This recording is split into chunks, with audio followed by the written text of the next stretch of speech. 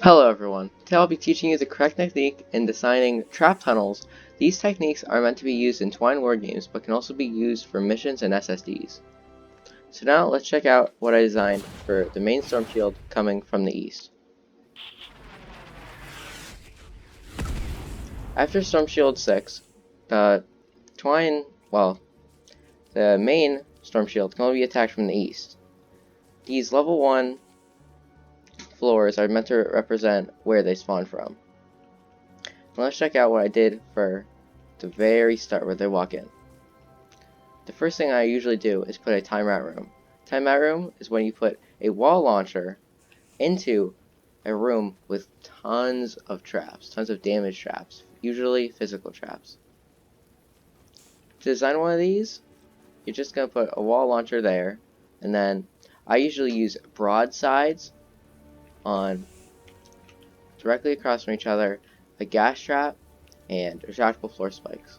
Now these are 130, but that's only because I love to overdo it. On everything I do, every single trap tunnel, I usually overdo it so there's not even close to a chance of them getting through.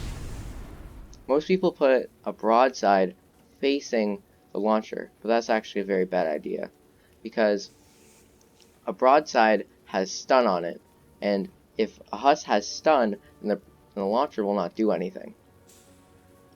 Wall dynamos, though, do not have stun, so they're perfectly fine with being next to wall launchers. I usually put a ton of these here. They're really what does damage. The gas traps on the top are just insurance. Wall launchers are very valuable for pushing back the husks. You can make an entire infinite trap tunnel with just these. Very, very important. See here, I put another wall dynamo so it doesn't distract this wall launcher. These timeout rooms can be 2x1 or 1x1. I never really use 1x3s because husks don't usually get pushed back, but these wall launchers are mostly impact. They have 4 impacts and 1 reload speed. Maybe if they're all impact, then it could push them 4 tiles over, but I usually just do 3 at the very most. This is what really kills smashers. This right here. For all the broadsides, I'm walking through here very slowly. Then we get another wall dynamo, broadsides, launcher, and we're good. They've never made it this far before because the traps are all 130, but it's very important to have insurance, especially when you're doing stuff like Wargames. I mean, endurance. Now let's move on and see what I did for Amplifier C.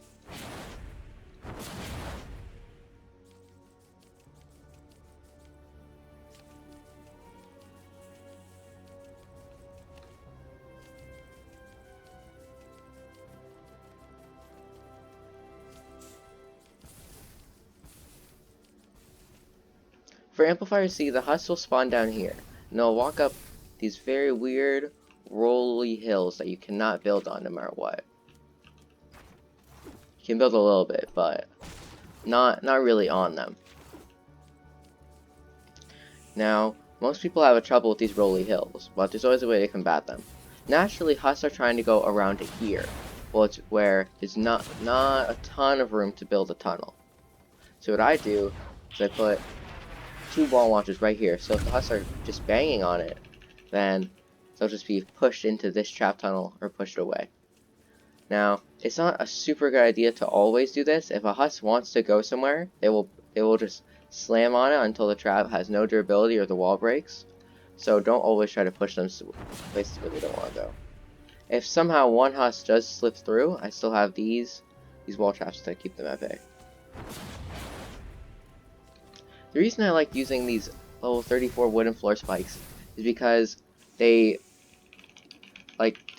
slow down the husks a lot by 30%, but also they have so much durability. They have 335 durability points, which I'm pretty sure is the most in the entire game. So there's no way they'll run out inside Wargames or Endurance, pretty much. Let's see. There's a giant broadside room. Broadsides are very good because they can bounce off of each other and hit Hus multiple times.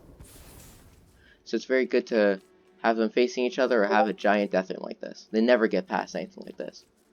Here's another example of wall launchers being very good. They just keep getting pushed back. There's no way they can... It's very hard for them to get through.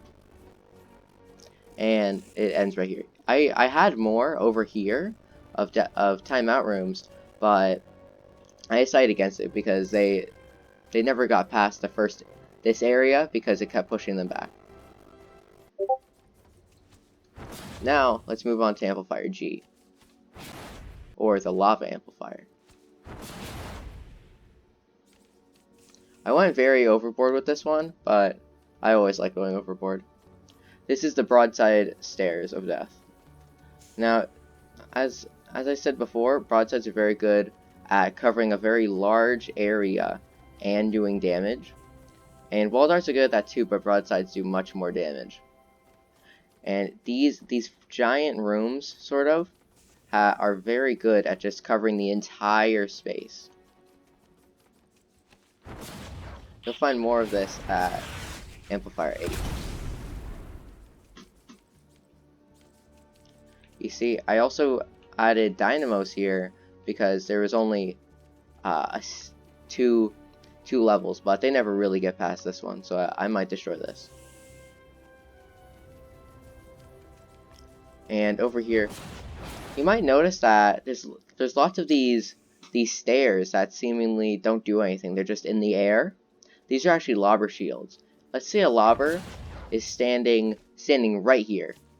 If they can clearly see what they're throwing at Amplifier H, they're gonna throw it. But if they can't see Amplifier H directly, then they're not gonna throw it. So we have broadside rooms over here. We got some wooden floor spikes. We got launchers. Perfection. I just don't try to. I just usually try building over these sometimes. Like you can see right here. If you don't have this tier 3 and a sploder comes over and blows it up, you're done. There's nothing you can do after that because you can't build over here. And if a smasher, throws down, like does a down punch, and they break through, then it's done. All the Hus will follow the smashers and just go straight up here. I actually had that happen one time. So you need to have all this tier 3. If we look at Amplifier F, this is the technique you would use if you don't want a Hus to hit a wall. You would build stairs and another wall behind it usually, because a Hus will see this and it'll be like, there's a stair behind this, so there's 2 walls. If I want to go through here, that's 2 walls I have to break, a wall and a stair. Or I could just go this way and try to get through, but that will kill them. So that's why it's very helpful to put a stair behind. I usually put a wall launcher too, because if they're like beating on it, they're just gonna get pushed back, and they're gonna be like, okay, I'm not gonna beat on this wall anymore. I'll just go through the trap tunnel and die. Now, Amplifier I is known as the Devil Amplifier because of how hard it is to build around it, and because it can get hit from 3 different sides, the east, north, and west, and you have to build 3 separate trap tunnels for it, but also because it's covered in these rolly hills that you can't build on. But there is always a way around it. For the north, they spawn over here, about right here. This is where they spawn. There is a lava ball that reaches right here, and that's what's so hard about the north, because they can always just go up on these rolling hills. And what happens a lot is that they go up on these rolling hills and they start beating on this. So it's very important to have broadsides right here, because you do not want them beating on this, or they're just going to go up and over and skip the entire trap tunnel, walk down here, and then kill the amplifier. So I've incorporated lots of timeout rooms, 1 by 1, 2 by 2 timeout rooms, like that, because it's only 4 tiles. It's really only 4 tiles so they get to the amplifier from spawn to amp. So you need that protection. And if they want to go under here, then I've got a bunch of precautions for that. Okay. This one over here is probably one of the easiest to build, but not a lot of space. So I put some gas traps over the spawn. There is no lava ball here. If there's is usually a lava ball over the spawn, but there isn't, so I decided to gas them. And we got the broadsides. There isn't a lot of room to put timeout rooms because there's a giant lava ball just right on the other side. So I just made this, and they usually don't even get close. But it's all precaution. Now, the east actually has two different spawns, and ooh, there's a lava ball. The east actually has two different spawns that they can come from, and one is up here, and the other is down here. And this one from the east is the easiest to build for because there's tons of room. And as you can see, there's this giant timeout room maze where they keep getting pushed back into here, keep getting damaged. That's where you want. You want the largest timeout rooms you can get, and there's tons of 2x2, 2x1s, tons of wall launchers, and then this connects with another trap tunnel up here for that other spawn, the one that's right up here that I showed you before. They both connect. So if they both connect, then you only have one place to look to see if any smashers get by.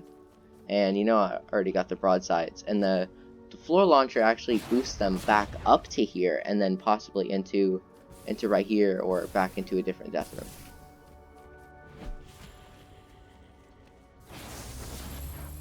And then we are back at the start. So what have we learned today? You need death rooms. That's very important. Broadsides are very important. Wall launchers, very important. Gas traps.